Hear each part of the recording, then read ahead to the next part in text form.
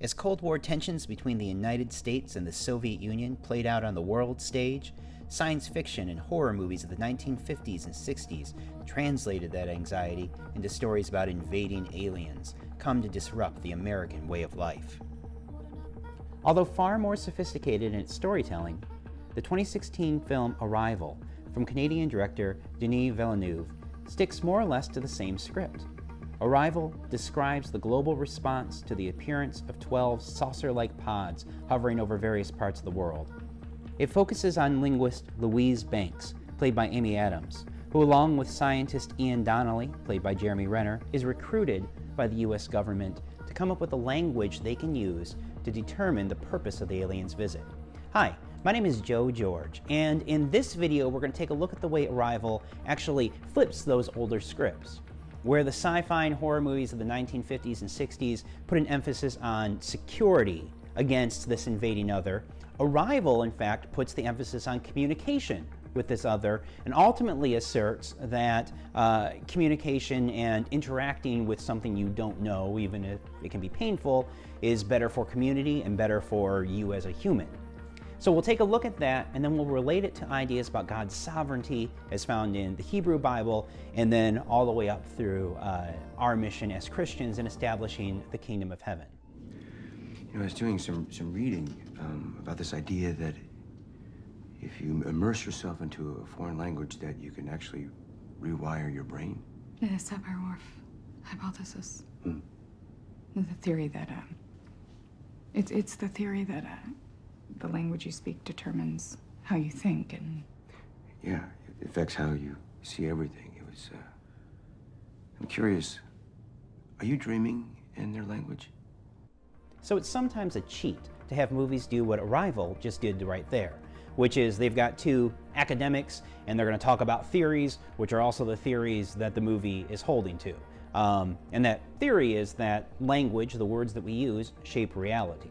As she's picking up the aliens' language, she's beginning to think like they do, and they perceive time differently. And so she is starting to perceive time differently. And things that happen in the future, she's beginning to remember them. And so this whole thing with her daughter, we expect that this is all flashback, right? That she was married and she had a daughter who eventually died, and then after all of that she was recruited to speak with the aliens. What we find out is in fact no, those are things she's remembering in the future. All of that stuff with her getting married eventually to Connolly and having a daughter and then that daughter dying, all of this stuff is going to happen after the events of the film. And so what the movie's trying to do there is demonstrate to us, illustrate to us this basic premise, that language shapes reality. Now, when we talk about language shaping reality, I don't think that theory that they mentioned there in the conversation, or really even the movie, thinks that this means that physical reality changes according to what we call it or how we talk about it. Rather, it means that our understanding and ability to interact with reality is contingent upon the words that we have available to us to describe it. well, let's say that I taught them chess instead of English.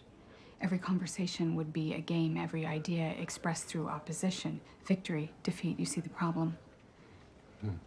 If all I ever gave you was a hammer, everything's a nail. And again, the movie illustrates that perhaps most amusingly in the way that it describes its actual aliens. We've got these alien creatures in front of us, we need to do something with it. And Ian gives these creatures both a scientific name and a proper name. His proper name for them is Abbott and Costello, and he's doing that because he sees a pair of them together. And you look at this and you say, well, if I know Abbott and Costello, these guys look nothing like Abbott and Costello. But that's our word, or that's one of the words we have available to describe a duo, and so that's what he used. And it's true of their scientific name.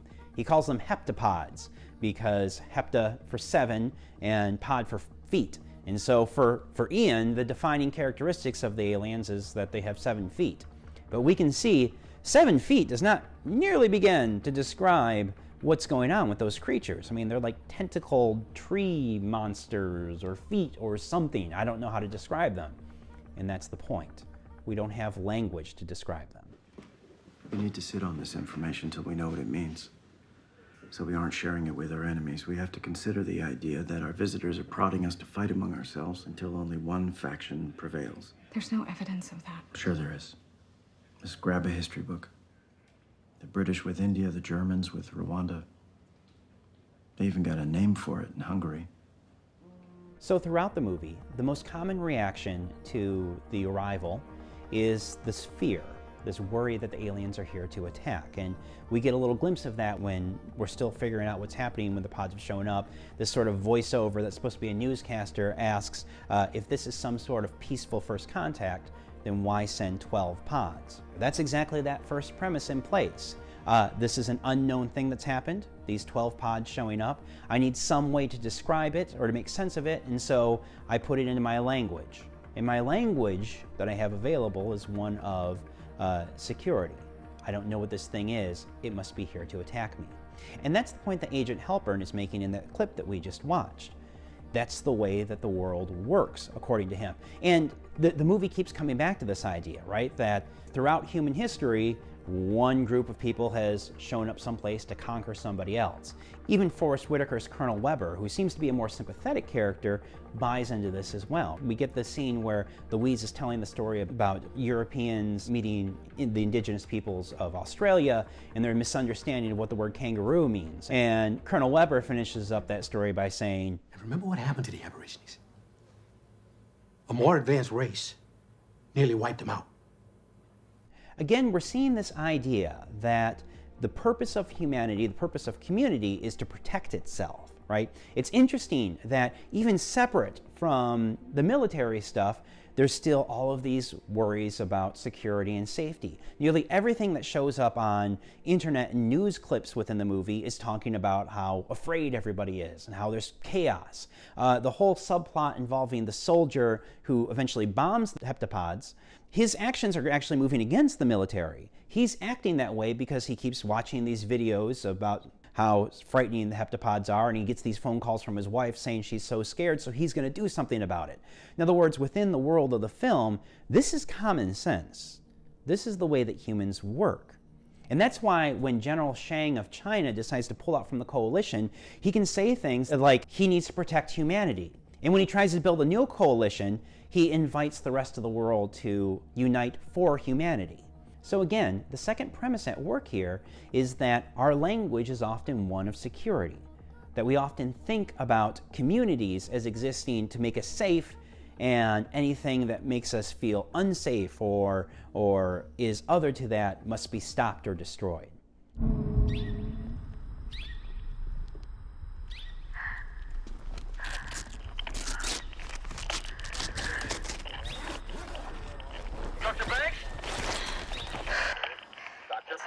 Screw it. Hey, what are you doing?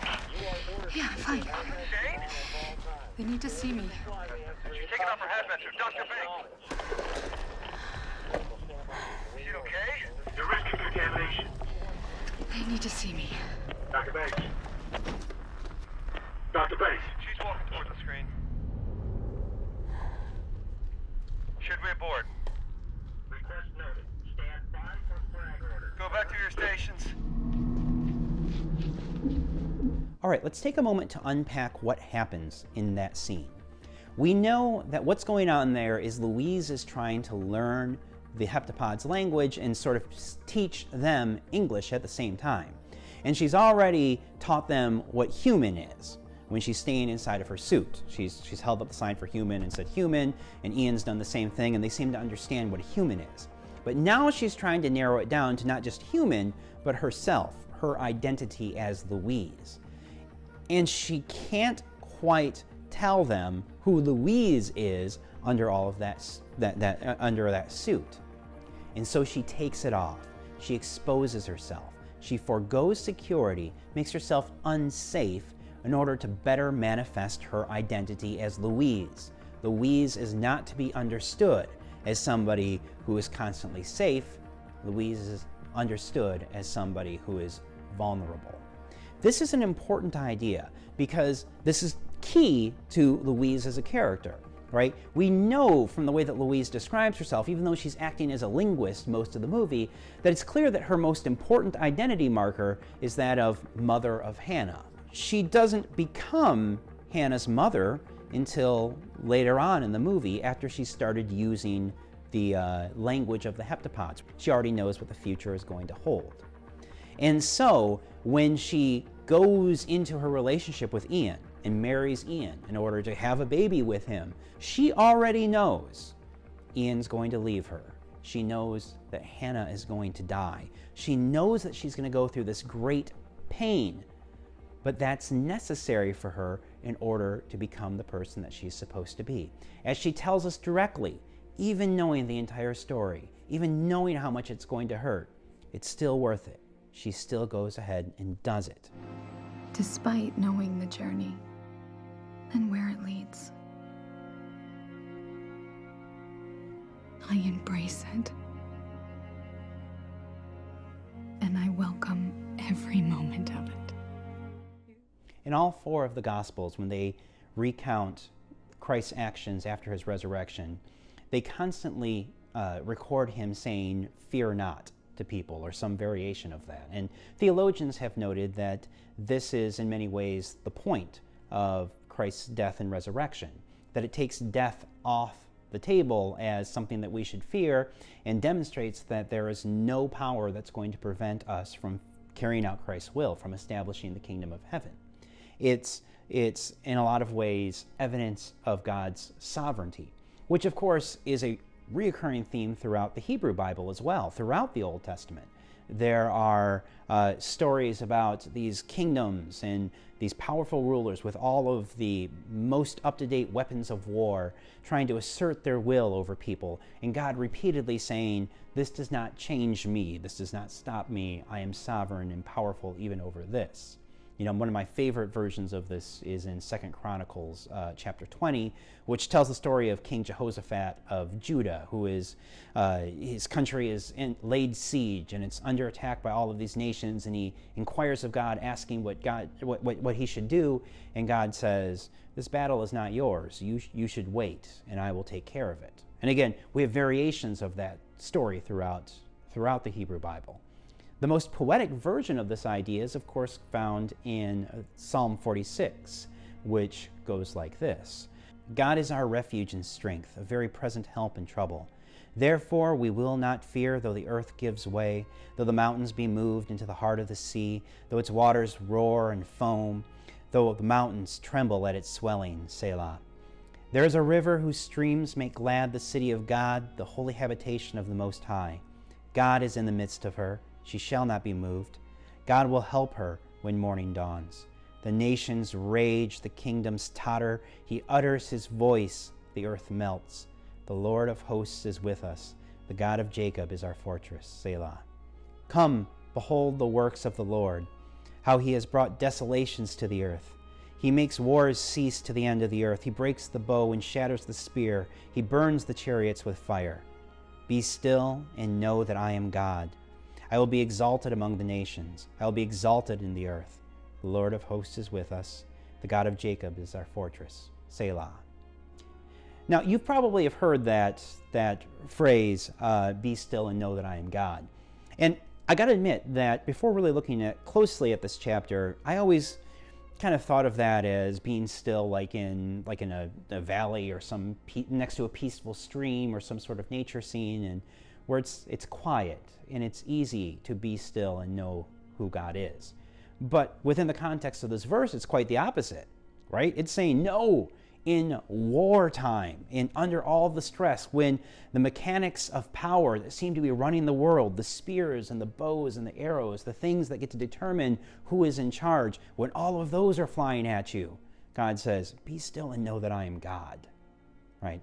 This is a variation of that idea of taking heart, of fearing not, of not being afraid of the things that are out there that can possibly harm you, and rather trusting in God's sovereignty, even against the things that seem to be running the world.